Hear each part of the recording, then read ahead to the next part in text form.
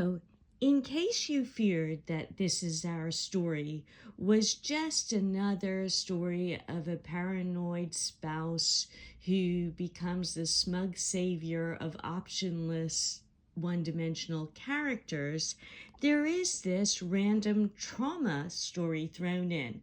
It's got no relevance to the rest of the story, but I'm going to read this excerpt to you to give you a flavor of it. It's chapter 15 about the character Lily, who's an attorney. I can hear my heart beating in my ears. It's loud, and my hands feel slippery.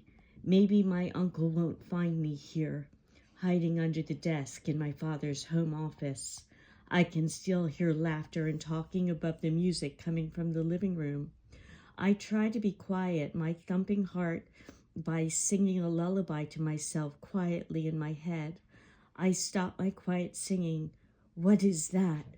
Thump, thump, thump. My ears press close to the ground. I can hear footsteps. Oh God, no. Please let it not be my uncle. Liliana, where are you? I can hear him calling my name.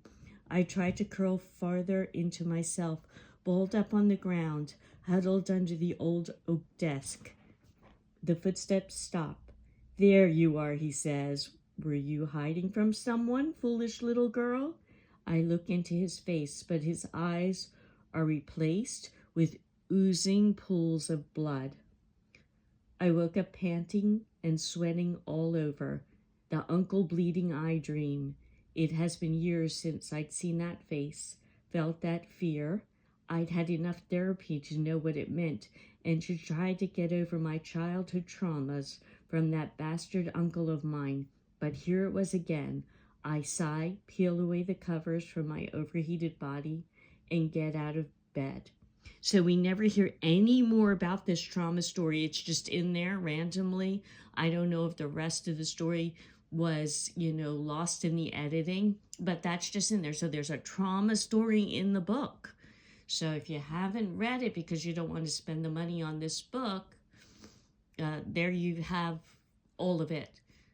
All right. Thanks for listening. Then again, maybe not. Celebrate uncertainty.